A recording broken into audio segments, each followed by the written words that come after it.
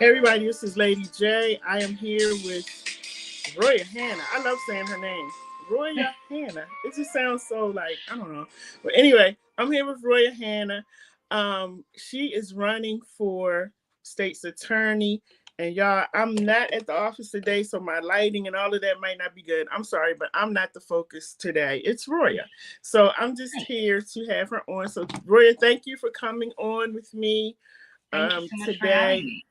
You are welcome. And so you're running for state's attorney. For those of you who may be listening or tuning in on your lunch break or whatever, we're in Baltimore, Maryland. So she's running for state's attorney in Baltimore. And so thank you for coming on. Tell us a little bit about you. And actually, everybody, before we start, make sure, please, that you share this video because we want to make sure that we get all of the information out. And as I always say, we want to make sure that we are informed and everything that we're doing. When candidates come through, we want to make sure that we learn as much about them.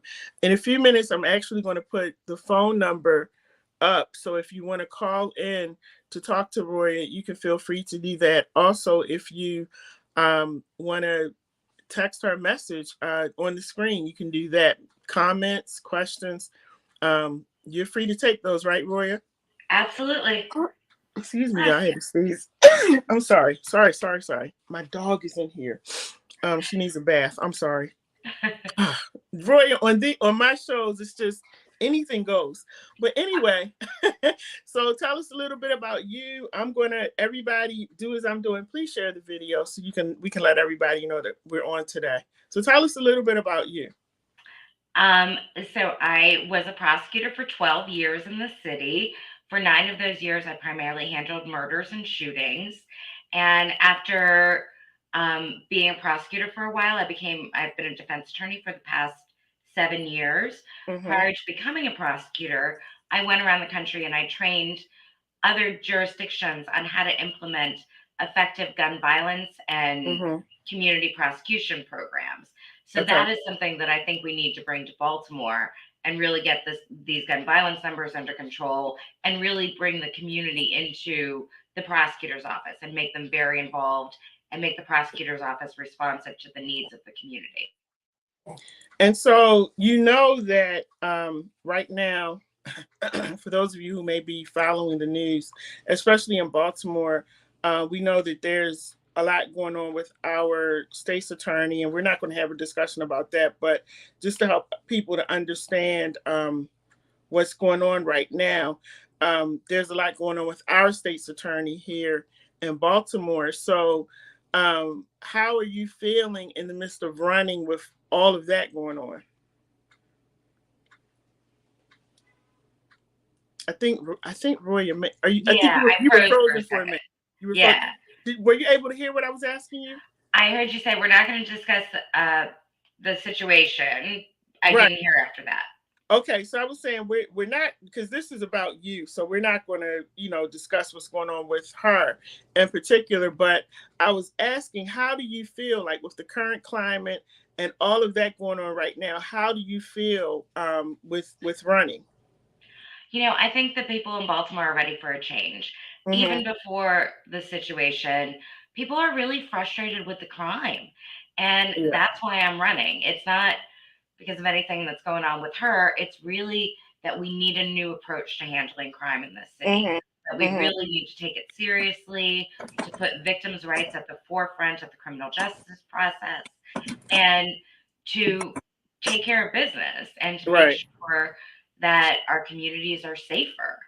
And I think that I can do that, and I have the experience to do so. Mm-hmm. Mm-hmm.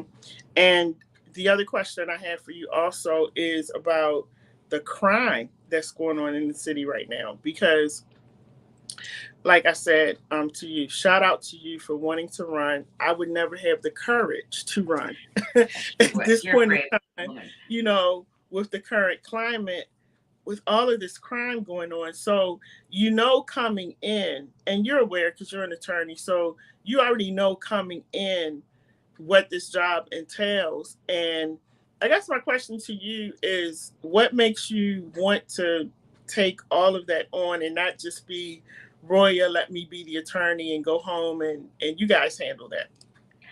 I mean, that would be the easier thing to do, right? But Mm-hmm. I just can't.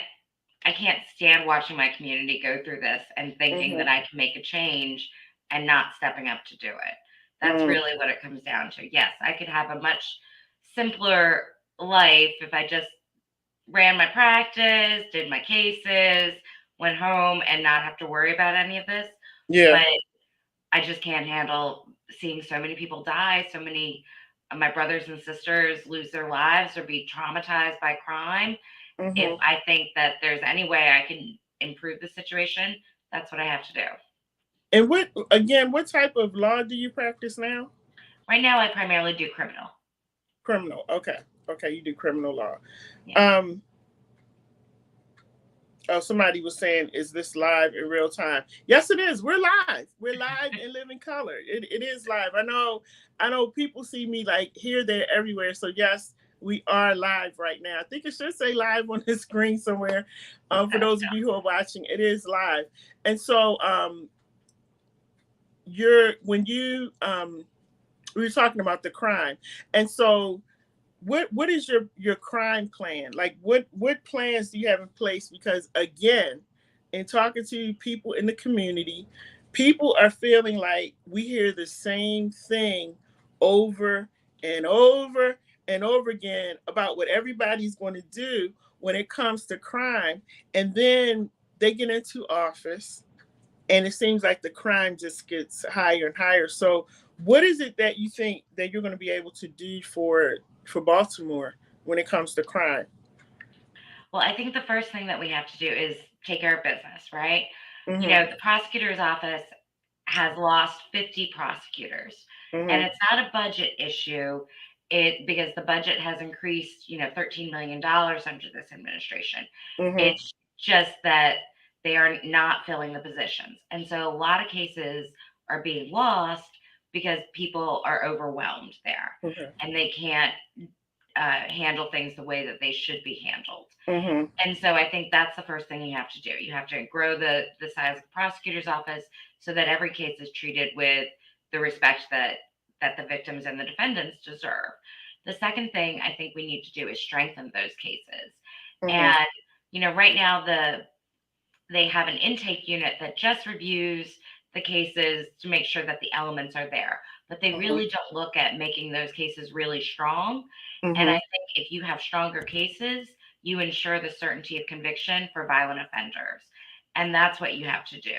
And Mm-hmm. it also will have the adverse effect of if a case is not there and a prosecutor fully reviews it at the very beginning, Mm-hmm. then a person won't have to sit and wait in jail for a year for a case that the state can't prove.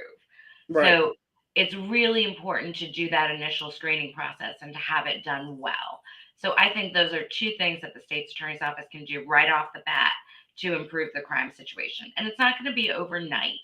Mm-hmm. But I do think that, violent repeat offenders generally get arrested every other year or so. And Mm-hmm. once you go through a cycle and get most of them off by building these strong cases, the crime rate will decrease dramatically. Um, and then I have a lot of other programs to kind of address the underlying issues of crime, the root causes Mm-hmm. of crime. I have a women's empowerment court, and my idea there was that there are studies vary, but most women who are incarcerated have had histories of sexual or domestic abuse. And so my idea for that is if we can address that trauma, maybe they won't continue to be involved in the criminal justice system. And there's Mm-hmm. also other studies that show like that gender specific treatment is much more effective for women. Mm-hmm. This all came from there was a time last year when I had 4 murders pending, and all of them were women. Wow. And Wow. we're seeing a marked increase in the number of women who are incarcerated, and this really is a problem that we have to address. Yeah, I noticed that because years ago I used to do prison ministry through my church, and we didn't see the influx of women, coming through.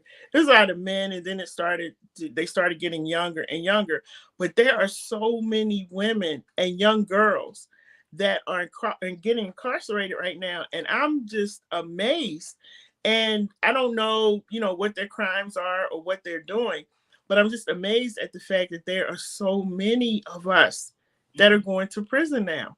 Mhm. And, especially even in our city, the girls that are committing crimes, the girls, their children that are committing crimes. Right. And so you really do have, I'm saying do like you're going to win. You really do have your work cut out for you. And along with that, like people will love you now and they love who you are now. And then you get into office and it's like this love-hate relationship. To me, and I guess I'm looking at the mental part because, that's my background.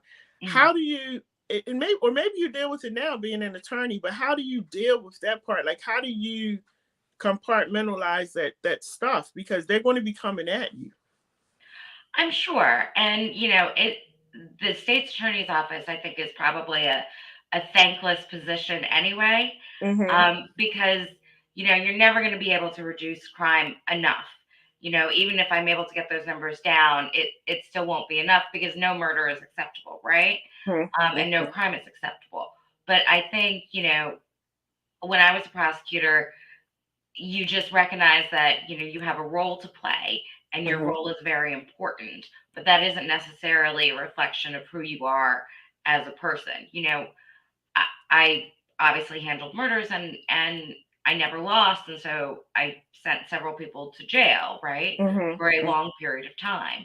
Mm-hmm. And it is hard to see people going to jail for a long period of time, Yeah. but Yeah. that was my responsibility as a prosecutor in order to keep the community safe. Mm-hmm. So, I think you have to recognize that you have a job to do. Your job is very important and it has to be done, but you also are human Mm-hmm. and you can feel empathy and sympathy for people going through situations, even if they put themselves there. Right. Right. I think I often wondered about that, like being an attorney and you hear the family in the background crying and screaming because their loved one is going to jail and sometimes for a long time. And I always wonder, like, how do attorneys deal with that? Like, I would see them sometimes, I would be downtown and I would see them at lunch, just walking around. I'm like, how do they do that? How do you just walk out of court, and you're at lunch and you're okay with it? But I guess it's just like any other job, that people do, and you learn how to do your job and then your job stays there and you come back to being Roya and do whatever you have to do in the real world. So Right. I guess that's how it works. Yeah. So what is now, just give us a little bit more about your platform and what you want people to know, because I'm pretty sure that how people feel about the city. What are some of the things that you can share with everybody to assure them that they need to vote for Roya Hanna? Well, my platform comes down to this.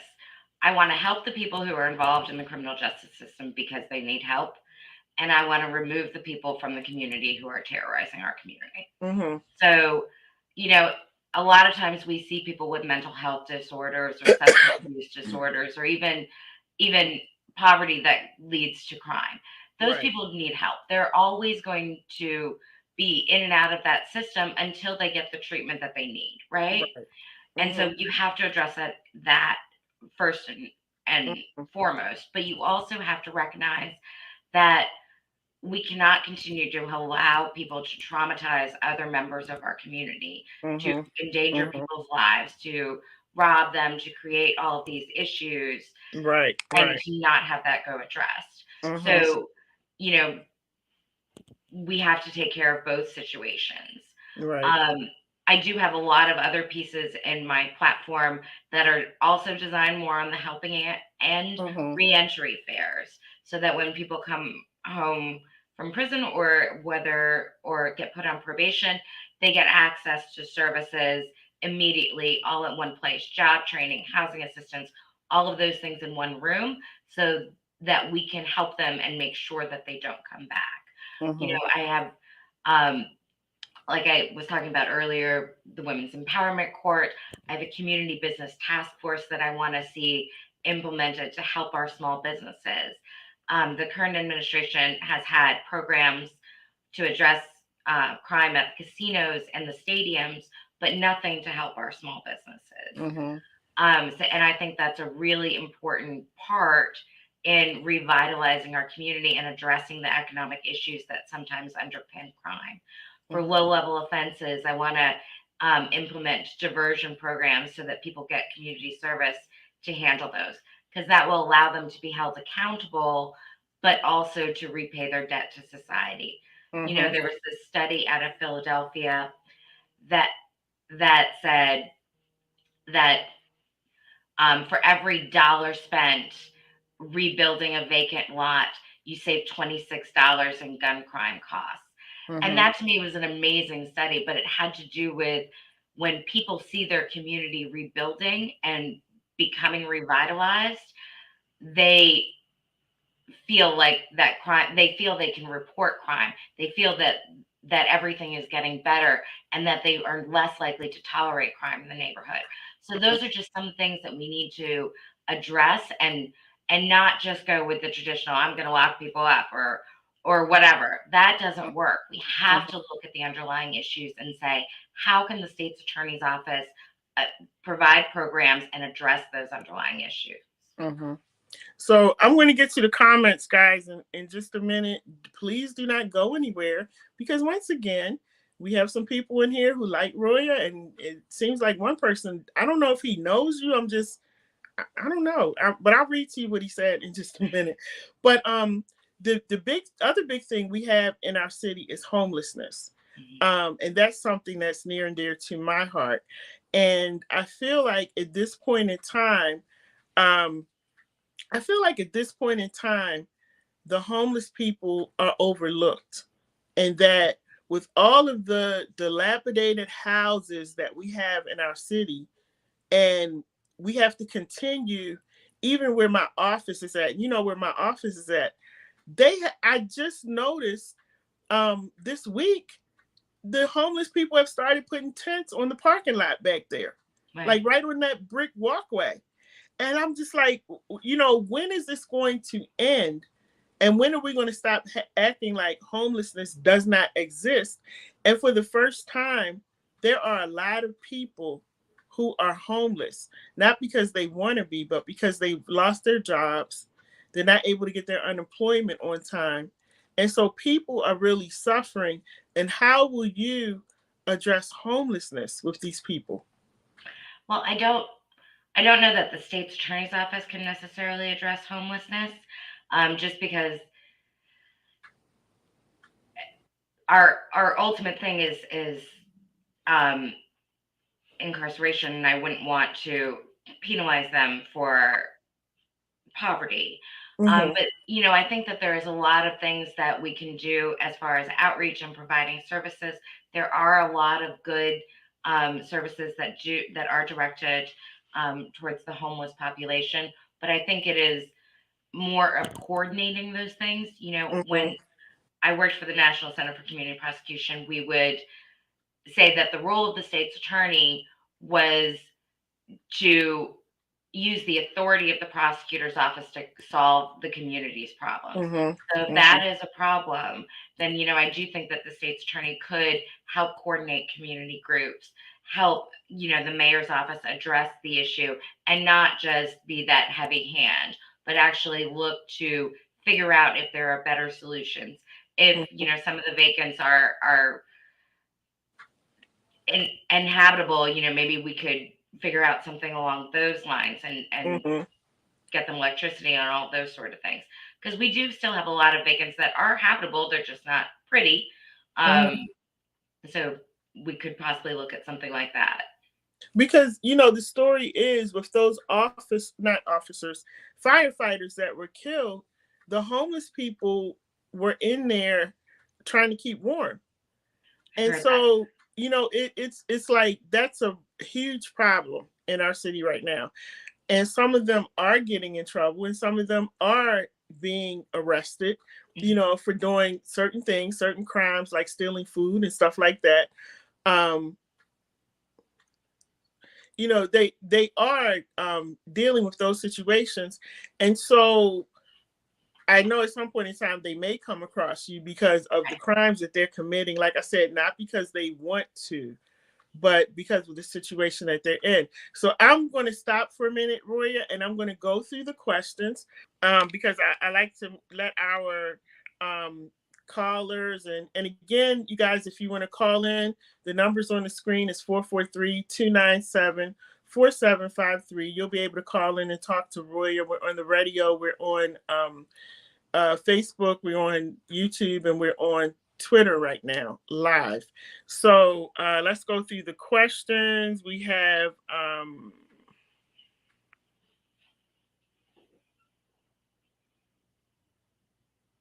Can you still hear me? Yes. Okay. Let me do some. I'm sorry, I have to go out and come back in because somebody just interrupted the flow. And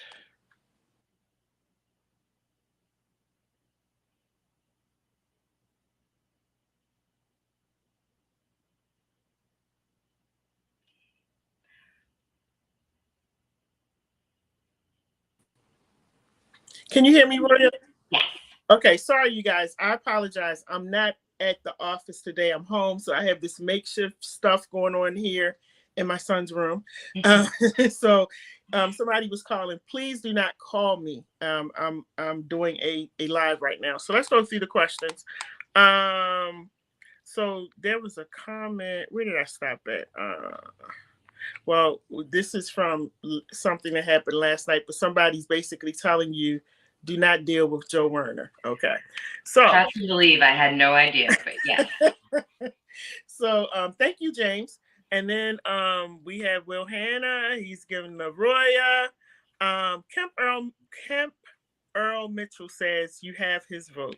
Thanks. Now Earl Hawthorne, I don't know if you guys know each other. I'm not sure, but let me read his comment. He's saying that they are both the same persons. Talking about her saying she's trying to help and get rid off the streets. Plus, she can't make effective change. Her position doesn't allow the changes needed. Okay, and I'll let you address that. I'm going to keep going. James Smith agrees with what you're saying. He says sounds good to him. But Earl Gray says this is bull. Earl, do you know her? What is going on today? I don't know what is going on. So Will Hanna says she's addressing the issues and has some real solutions. Kemp Earl said we need to talk about that, sis. He's talking about homelessness.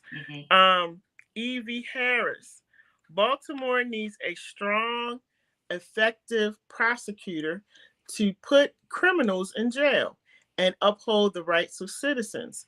How would she protect the rights of legal citizens to constitutionally carry their weapons for self and family protection in the war zone known as Baltimore? Wow, okay.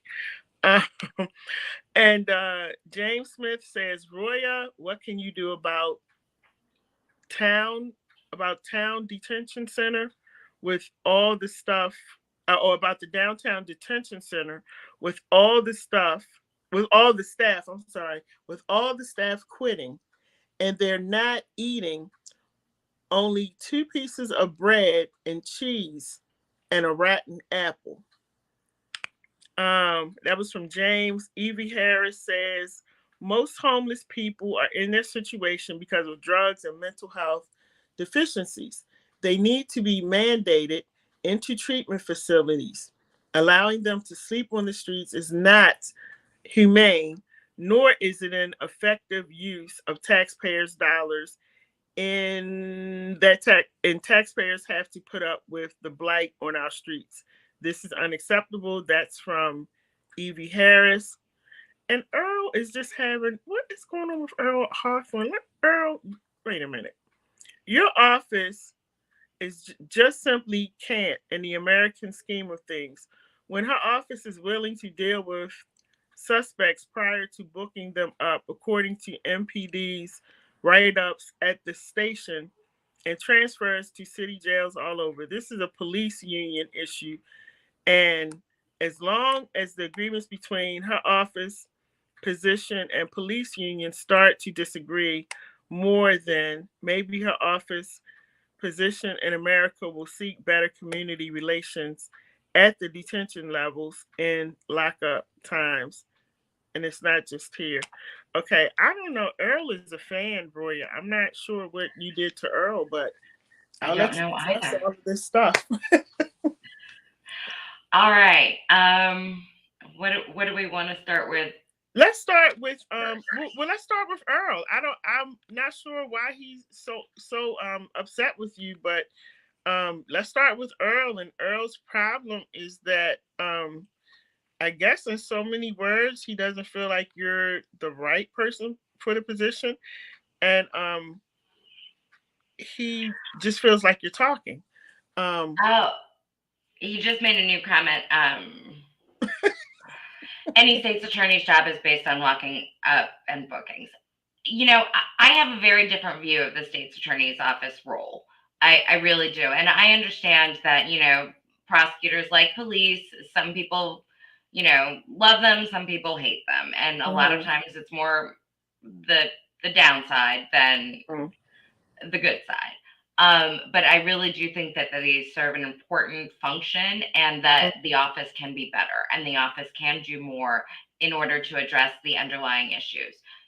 Ultimately, if if if I ran the world, I'd love to make sure that everyone had proper education, that everyone had great homes and great jobs, and that would reduce crime, I'm sure. But at the end of the day, the state's attorney's office is there in case people cannot follow the law and commit mhm. crimes that terrorize others and harm Hold others. on. Now Earl is on the phone. Okay. Earl has called in, so we're going to put Earl up so he can talk. Earl, this is Roya, so you can go ahead and tell her what you were saying. Okay. My position is not against her specifically, her position. That's her choice. She took that choice to take that position, that job position. But my problem is this here. Her explanation and her heroic ideas sound good. I mean, it would sound good coming from anybody. And anybody I would favor sounds good. But the fact is, her position doesn't allow her to make changes that's needed. So, selling dreams is cool for election, but the reality is, wait till after her election is over with and watch what she all have to do. But I always felt, me being a person who studied both sides, been involved with both sides for many, many years, being a protege of Robert James Horn in America, who's now passed away, as a person to look up to. Me, him, his wife, and oldest daughter been knowing each other for years. So in legal matters, I'm somewhat abreast as well as ex-offender myself. My position is this here. Our problem in America, and not just in the state of America, doesn't have anything to do with state's attorneys who cannot, at the police station level. See, because we're talking about a state's attorney who have to deal with things from that level only, starting there. So the process is simple. Book them, charge them, find the charge. That's what her job is, consists of, and send them on to jail. So once you've sent on, that's it. When you get the court out of her hands, her office is looking to convict you based on what the DA decides to charge you with.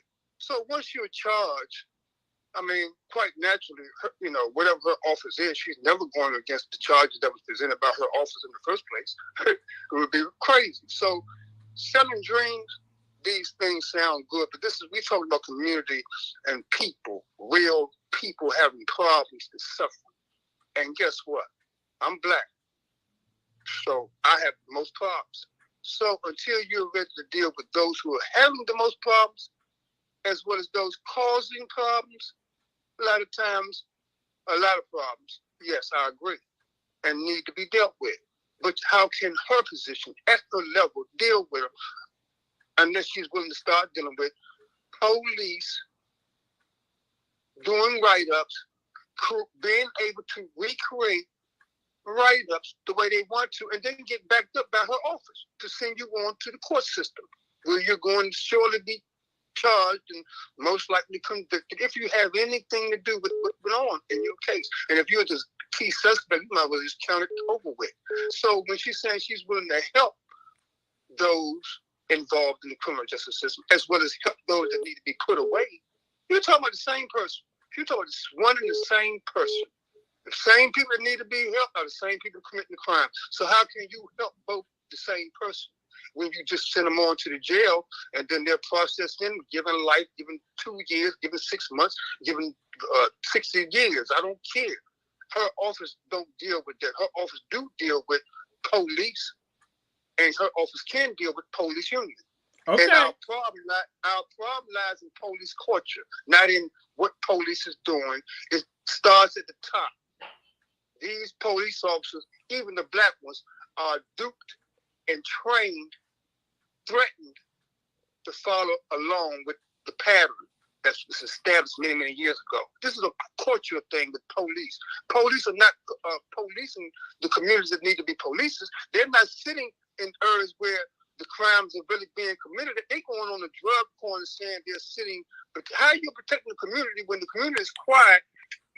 Criminals go where quietness is at to hide in the darkness. So when they're hiding in the darkness, where would they go at? They would go in quiet places where they think things are at, and they come out the darkness and see what they want, and they go for it. Not in loud places, drug activity places all the time. Those places can be swept by a police task force if you just need somebody to go through there most times. But they got to be ran out of the community neighborhoods where innocent people are being killed at. Okay, Earl, we got you. We got you. And That's right. You don't have attorney generals.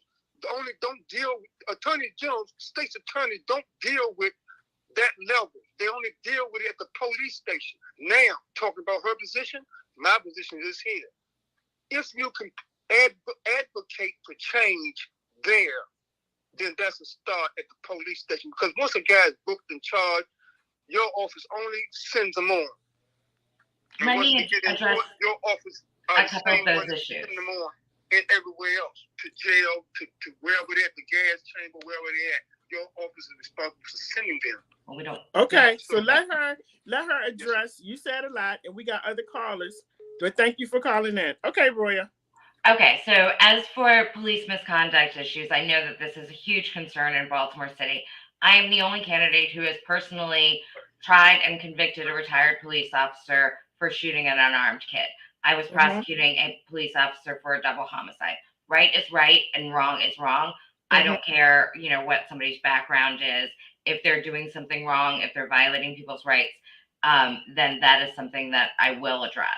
As far as the role of the prosecutor, like I said, it is sometimes more effective to provide drug treatment than to incarcerate somebody. So that's why I believe that we need to help the people who are there solely because they need help and remove those people from the community who cannot behave themselves, who continue to terrorize our community. We have to address those issues.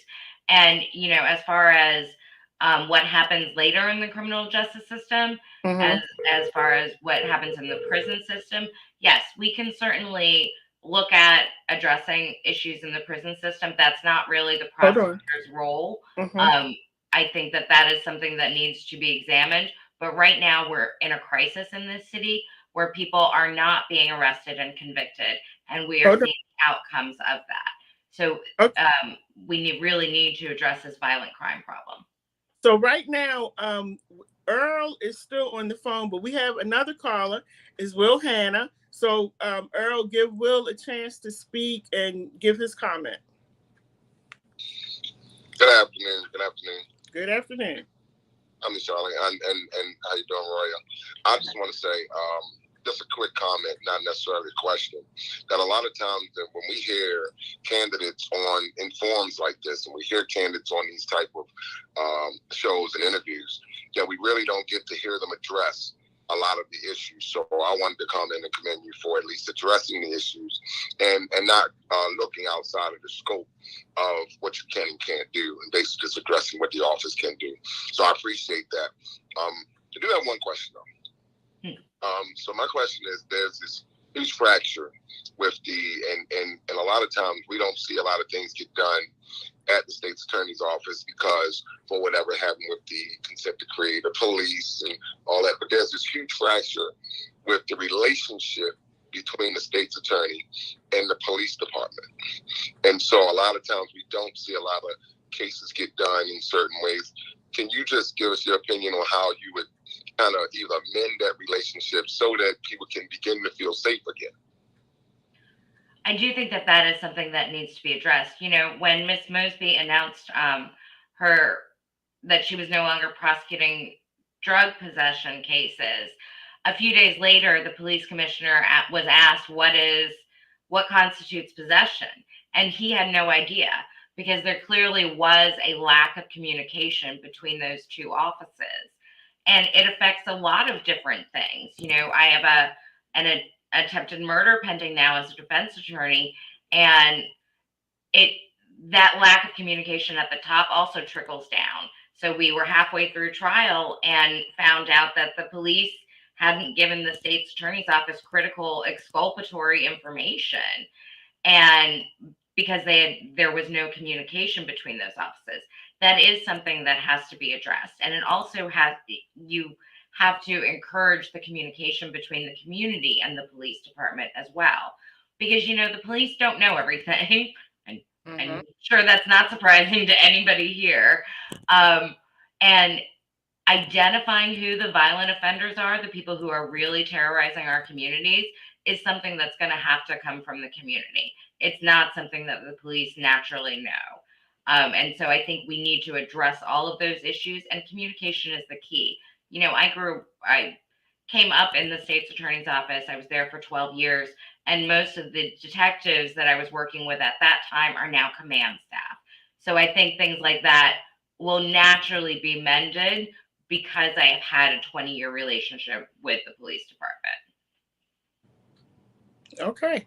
All right, gentlemen, thank you so much for your call. Roya, we have a few minutes left, and if you could if you would like to sum it all up, and like I said, you're free to come on this platform whenever you want, so you don't have to try to package it all in, today. And I did want to acknowledge Evie Harris said that the prosecutor's role is not as a social worker. We need to prosecute criminals in Baltimore. And I think, that's the consensus of a lot of people. We just want a handle on this crime, So thank you, Evie and Earl and Will and James was on here, and Dorothy. Hopefully I'm not missing anybody, but thank you all for your comments. But if you could sum it all up, whatever it is that you'd like to say before we go to the people. And again, everybody, she'll be back on to talk more, and also let people know how they can follow you as well. And like I'm not even going to say that, but anyway, we're starting fresh today. If you needing help in your campaign, or, just put it all out there and let everybody know what you need. Okay. Well, we always need help. We're getting ready to, hit the streets and go door knocking. We need help with phone banking. If you, prefer to stay at home, I totally understand that. But if you got a phone, we can certainly use your help.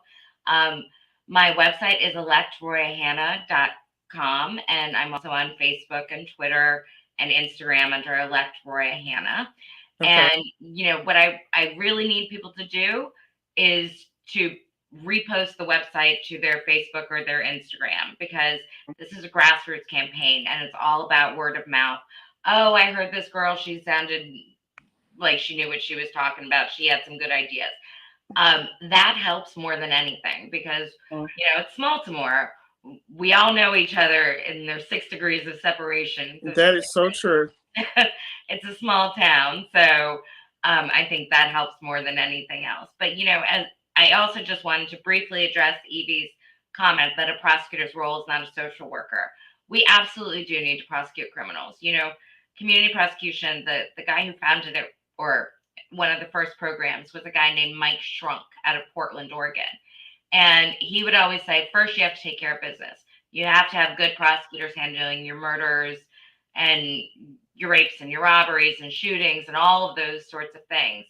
But you also, if you're really going to address crime and permanently solve crime, you have to start taking care of some of those community issues that affect our quality of life.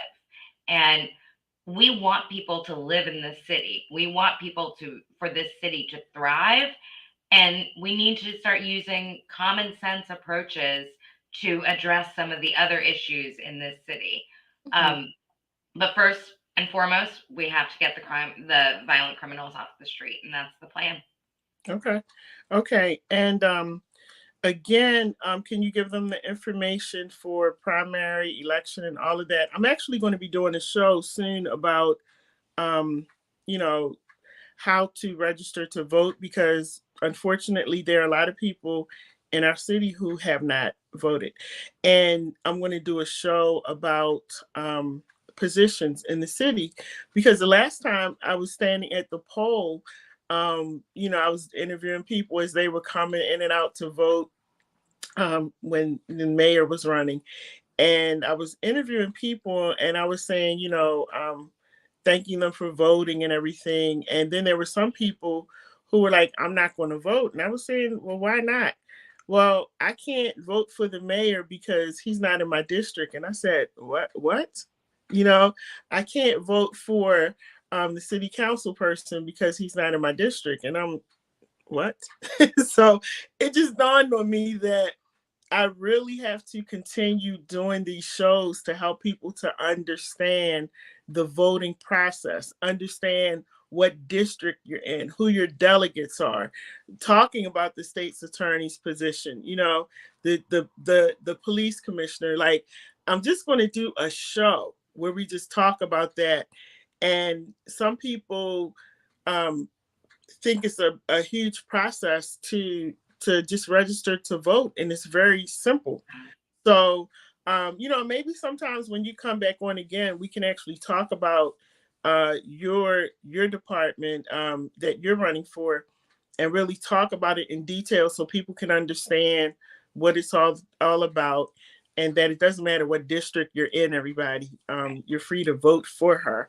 So we'll have those conversations. But just in closing, Roya, I want to thank you for coming on. Thank you for, I always thank people who want to be servants, because being a politician, you're actually serving the community. And I know people don't really look at it like that, but you're giving your time, your family time, your everything. Like you're it's like you're married to the city. And so thank you so much for being willing to do that. Thank you for coming on, taking the good and the bad comments. Thank you so much. No. And again, any last words you want to say before we go? Just wanted to comment on your politician thing.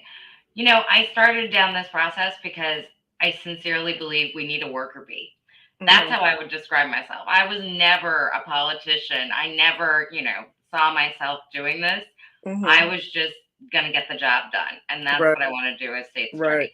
We've had enough politicians telling us what we want to hear, and we just need the worker bees to take over and get the job done. Absolutely.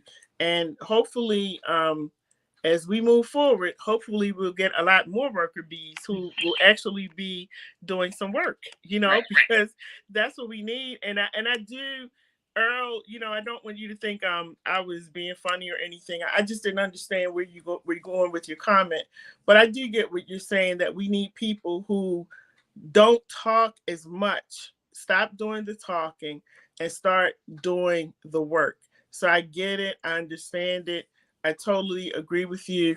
I think that we all feel like that. We just want people, if you say you're going to do it, and you're shaking hands before you go into office, and you're smiling and doing interviews, we want to see that afterwards. And Earl, if it's any comfort, those that I interviewed before they went into office, they won't talk to me now either, but it's all good. You continue the fight and you keep moving forward. But I do get what he's saying. It is frustrating. So I guess that's the one question I want to ask you, Roya, before you go. I keep saying we're done. But this is the last question.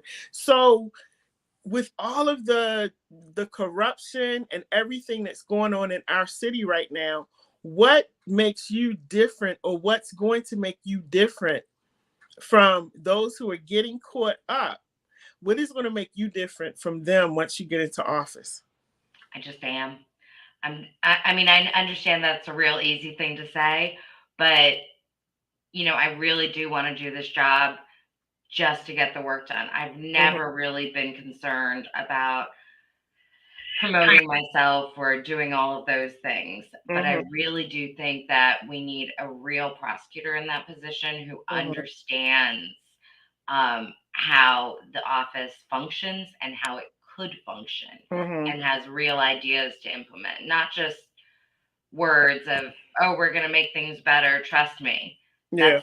But I've tried to be very detailed in my plan about exactly what I intend to implement. And I hope that the community, when I get there, holds me accountable to that and says, you said you were going to implement this. Where is it? Right. And I may say it's going to take a couple more months, but it's going to get done. Well, I mean, I like what you said earlier that, basically the things that are going on now, doesn't matter who gets into office, it's not going to change overnight. So I think that's what we all have to accept. But I think we all just hold so much hope in, okay, new faces coming, so they're going to make a change. And in reality, it doesn't really work like that. But Roya, I wish you all the best in everything that you're doing. And again, you guys, elect RoyaHanna.com. You'll be able to go there, check her out. And like she said, she needs volunteers. Those of you, if you've ever run for office, I deal with a lot of the politicians, and I see what they have to go through.